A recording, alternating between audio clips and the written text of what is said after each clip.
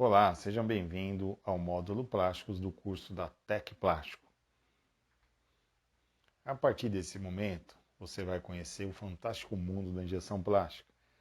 Iremos abordar o que são polímeros, a história do plástico, a produção do plástico, a diferença entre amorfo e cristalino ou semicristalino, classificação do plástico e plástico higroscópico. Vamos começar. O que são polímeros? Por que existem tantos polímeros diferentes no mercado? Como escolher o polímero adequado a uma determinada aplicação?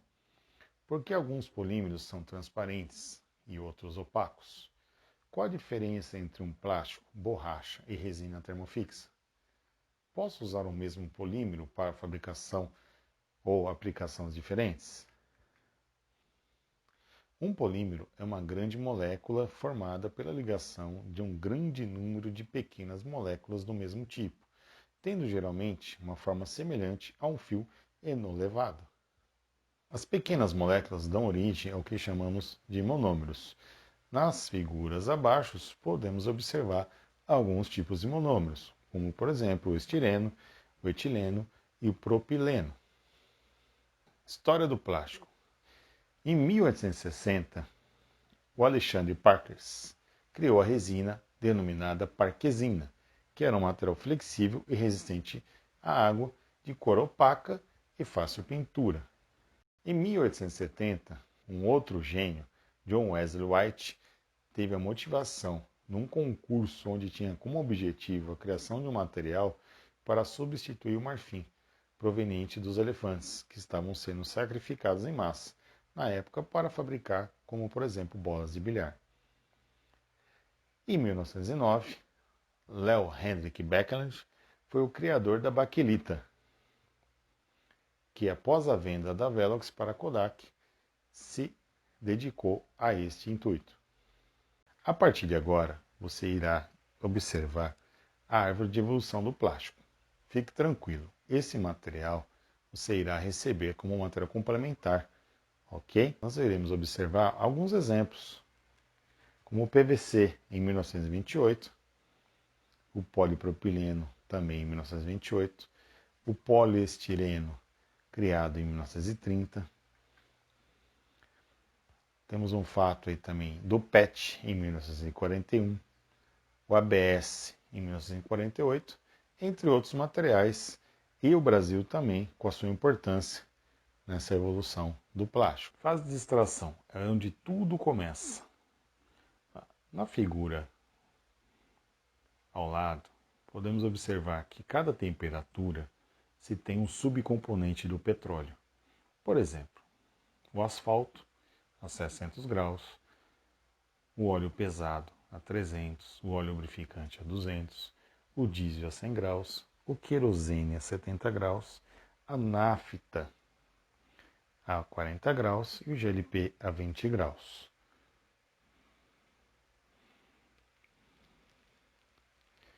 Uma curiosidade: 30 toneladas de petróleo fornece 1 tonelada de PP ou PE. Tipos de plástico.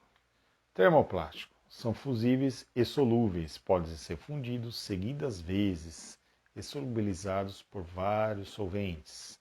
Termofixos. São rígidos em todas as direções, estreitamente encadeados.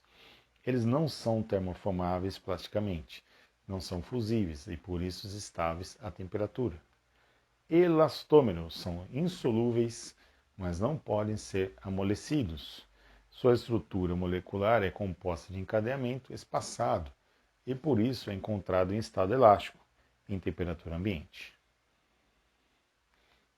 Alguns exemplos de produtos com termoplásticos, termofixos e elastômeros que temos no mercado.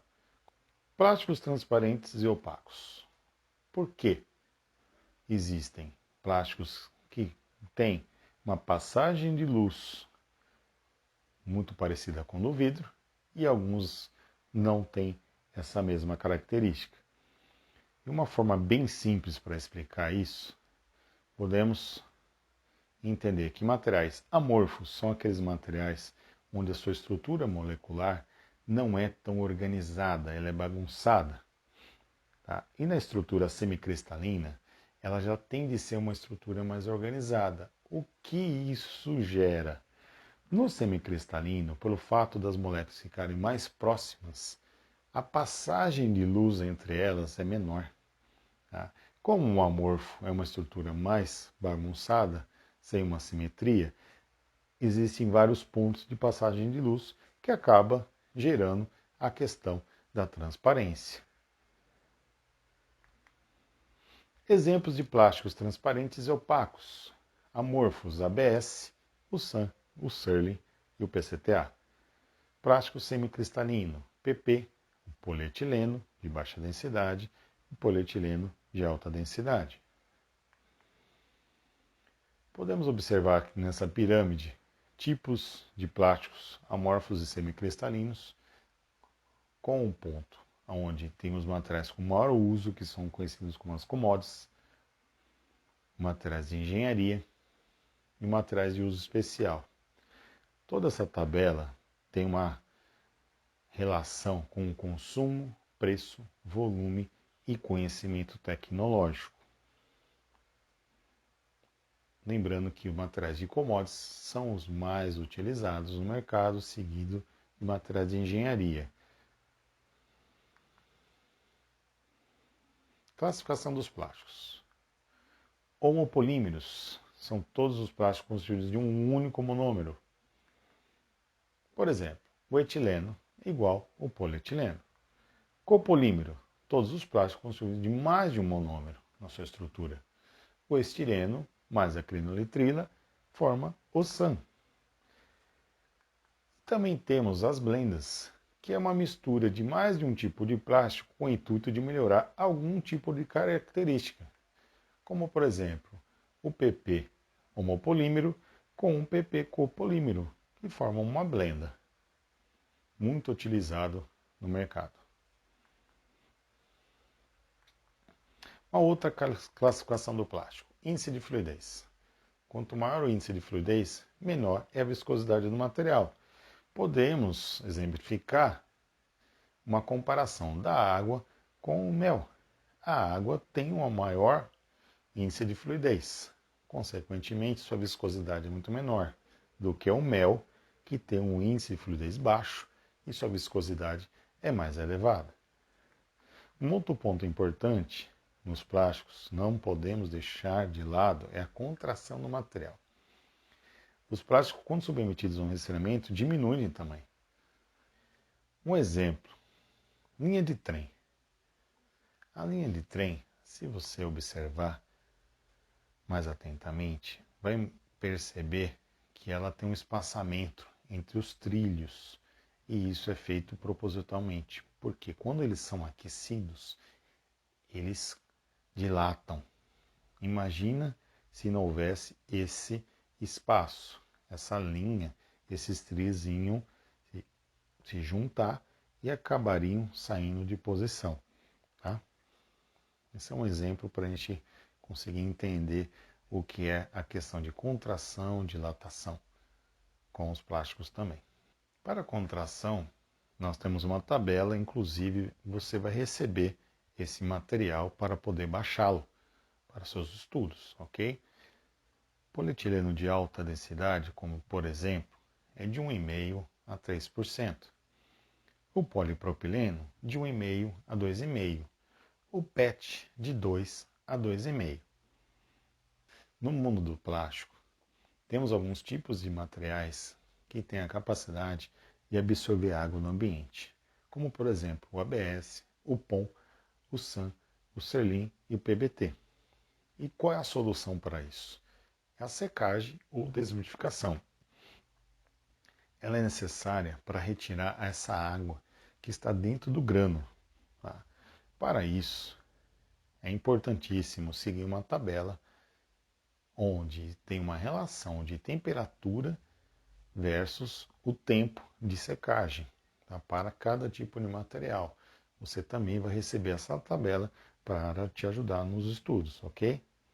Fechando, podemos entender que o caminho do plástico começa na extração, né, onde retira todos os subprodutos do petróleo, passa por uma indústria chamada de primeira geração, né, onde se obtém o eteno, o propeno e butadieno através do craqueamento. Vai para a indústria de segunda geração, onde já são fabricadas as resinas, como por exemplo o polietileno, polipropileno e ABS. Ela é conhecida como a indústria da polimerização.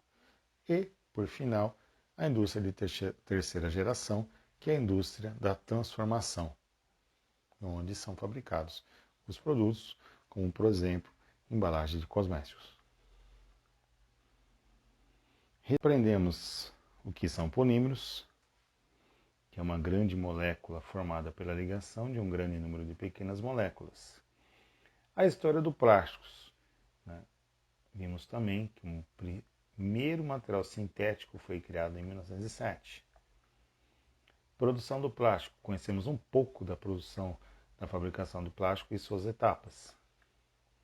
Amorfo e cristalino. Agora entendemos qual é a diferença entre materiais transparentes e materiais opacos. Classificação dos plásticos: termofixos, termoplásticos e elastômeros. Também podemos agora identificar quais são os plásticos utilizados no nosso dia a dia. E também materiais higroscópicos, né? Também aprendemos que existem materiais que têm a capacidade de absorver água no ambiente, porém também temos a tecnologia para retirar essa água do plástico e conseguir entrar com ele em produção de algum tipo de embalagem em específico.